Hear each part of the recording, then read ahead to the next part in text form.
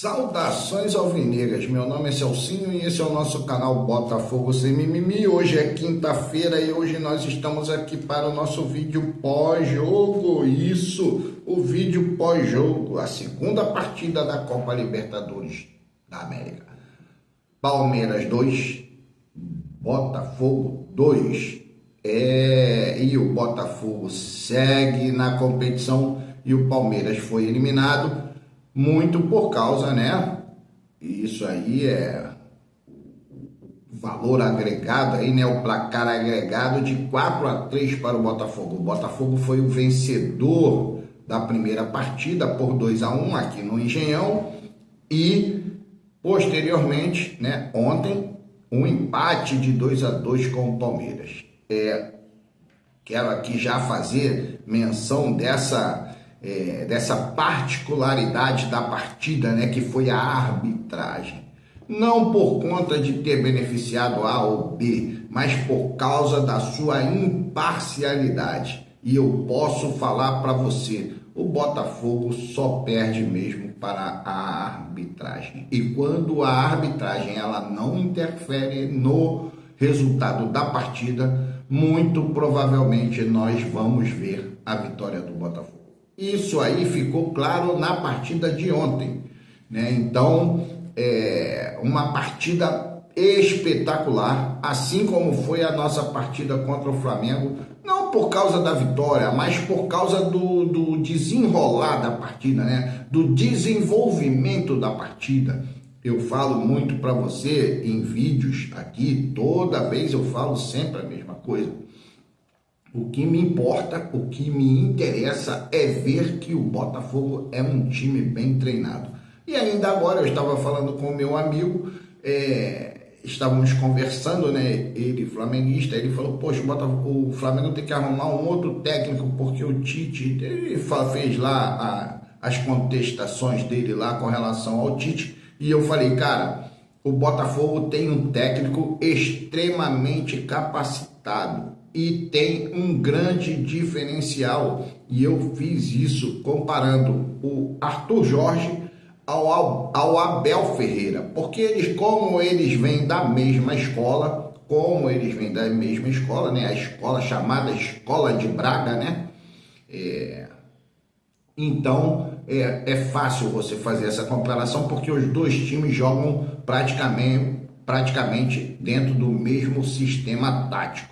É claro que o Abel Ferreira, ele tem 4 anos dentro do Palmeiras, então ele já tem ali um trabalho mais longevo, né? Um trabalho mais efetivo, né? E os jogadores ali, eles já estão se revezando, inclusive, porque o Palmeiras vende muito jogador, então eles já estão se revezando, então sempre entra um outro jogador que se encaixa ali naquele sistema, porque o sistema já está estabelecido.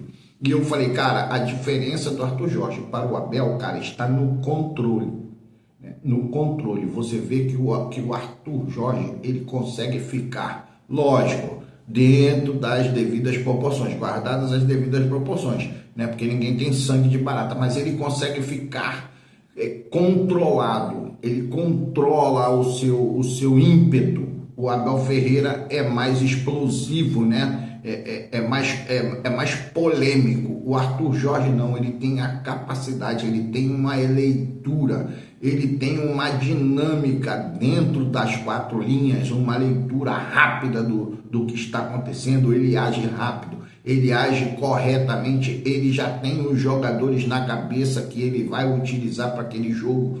Então é um técnico altamente capacitado para levar o Botafogo às grandes conquistas. Mas eu sempre falo, o que me interessa é ver que o time está bem treinado e que os jogadores são capazes de primeiro entender e depois de executar as ideias do treinador.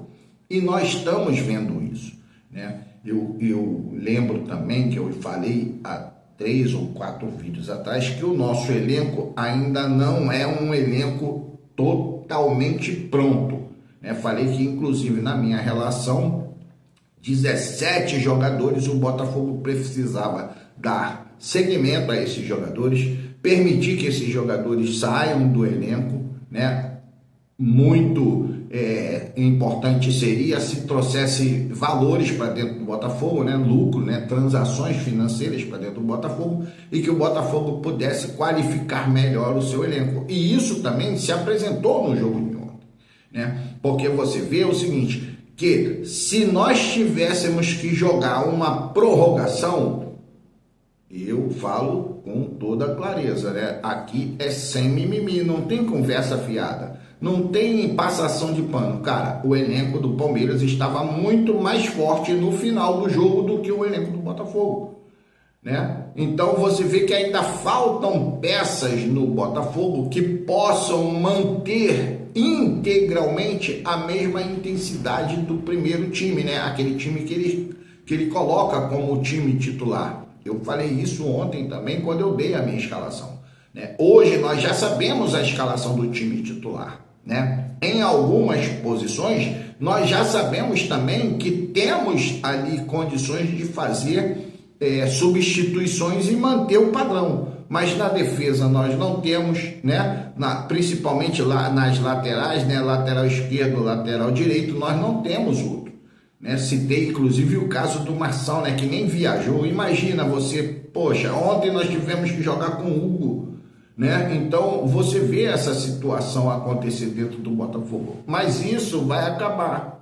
Isso vai acabar. Por quê? Porque esses jogadores aí com certeza vão em breve dar a partida. E aí o Botafogo vai buscando jogadores com maior capacidade, né, de performance, né? Então é dentro disso. Bom, mas vamos lá ao que eu gostaria de falar. Cara, a nossa escalação inicial foi exatamente aquela que eu falei como sendo escalação do canal, e como todos os nossos amigos da mídia independente e até da mídia tradicional colocaram como a escalação provável. Eu sempre falo, eu não digo que a escalação é provável, eu digo que aquela é a minha escalação. Mas foi realmente a escalação que entrou em campo. John, Matheus Ponte, Basto, Barbosa e Cuiabano, Gregory, Marlon Freitas, Luiz Henrique, Savarino, Igor Jesus e Thiago Almada. Você vê como é que é fácil falar a escalação quando você já sabe qual é a escalação principal do seu time? Cara, é muito importante isso. É muito importante. Então vamos lá. John, Matheus Ponte, Basto, Barbosa, Cuiabano, Marlon Freitas e Gregory,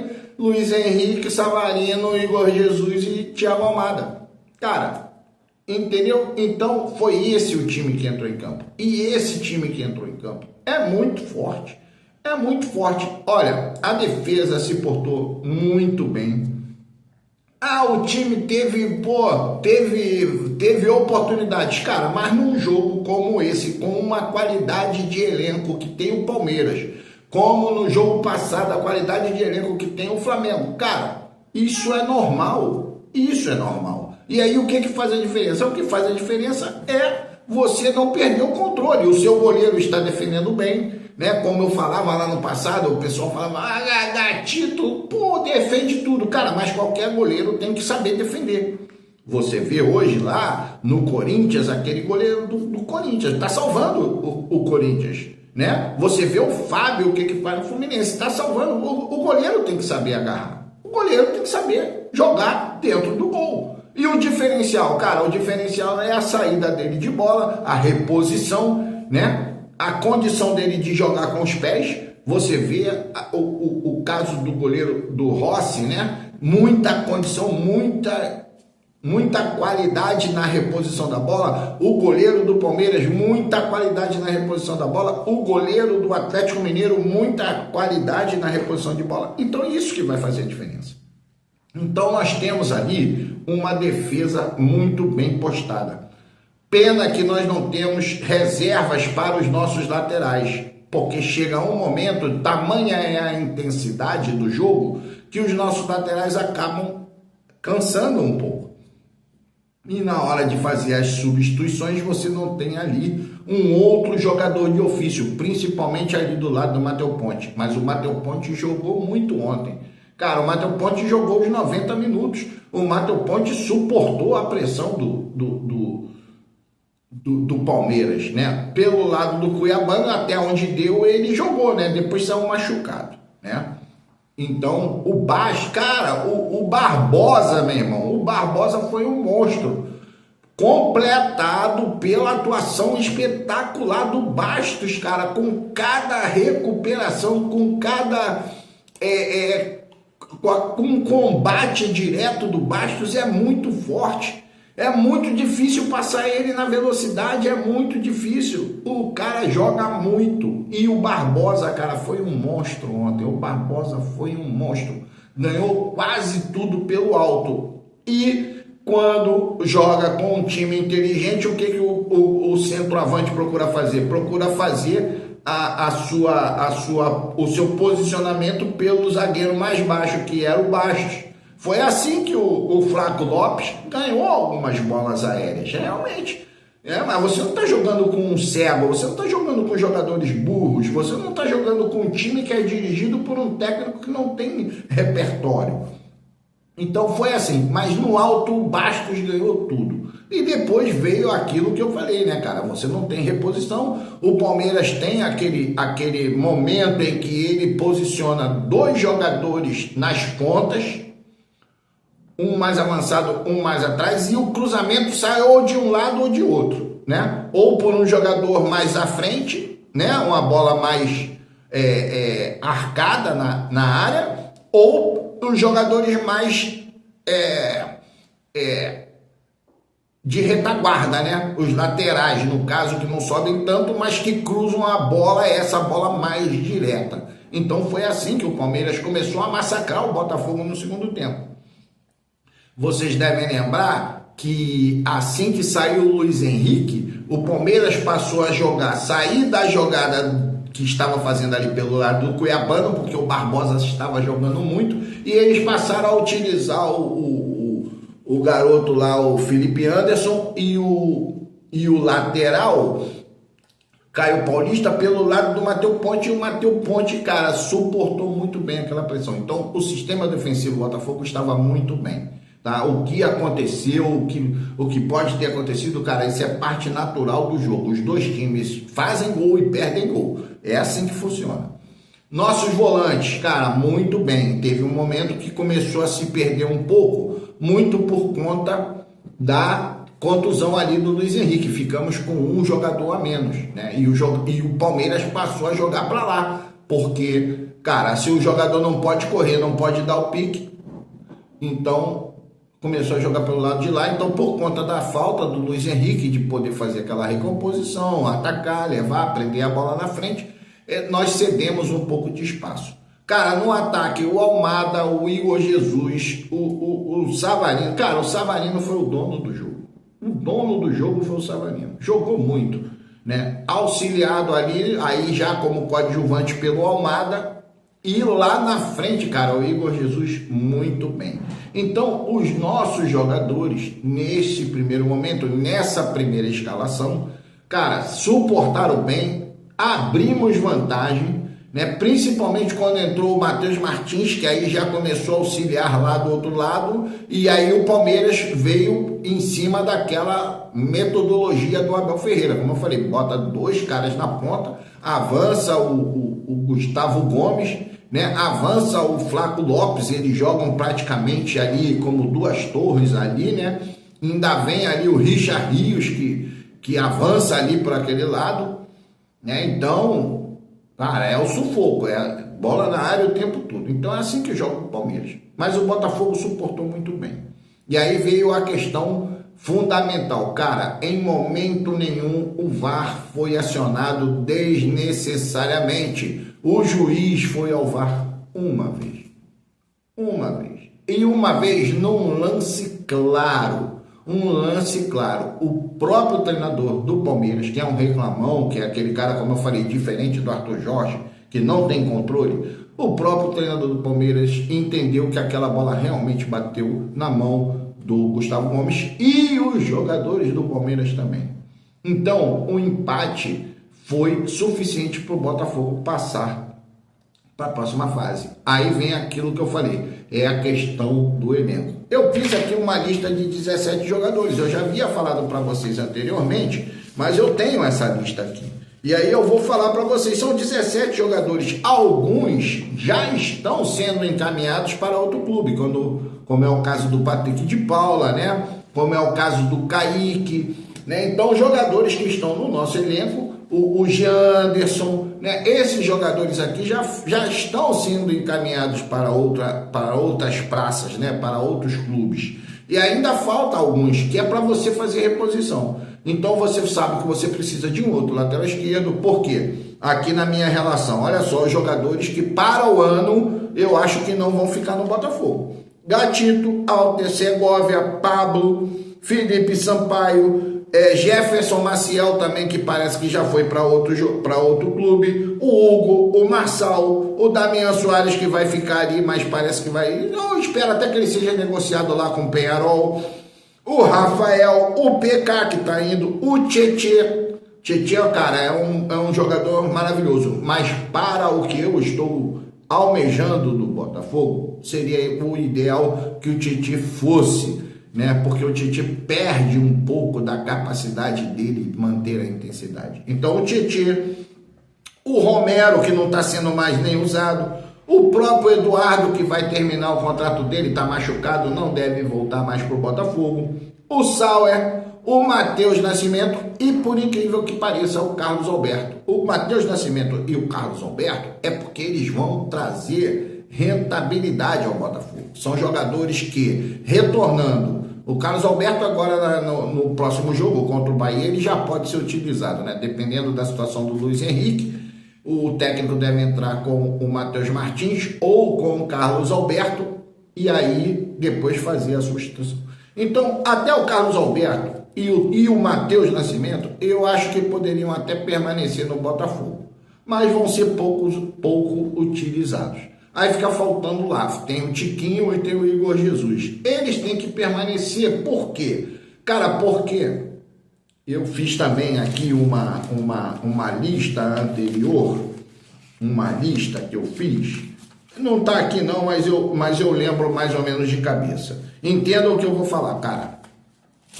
Todas as equipes nas Copas do Mundo, desde 94 até a última Copa, foram campeões com um jogador de área, um jogador finalizador, um artilheiro. Então, cara, hoje é muito difícil você contratar. Por exemplo, o Grêmio contratou um agora, o Bright White, né? Um cara da seleção da Dinamarca, um cara que já jogou no Barcelona, entendeu? É o caso como foi o Luis Soares, né? É o caso como é o Cavani, que está no Boca Juniors. Esses caras fazem diferença. É o caso do Pedro, né? É o caso, olha, para você ver a importância de um jogador, que o Atlético Mineiro perdeu o Hulk e contratou o Davidson, que é um cara que joga dentro da área. Não tem aquela qualidade toda, mas precisa de um.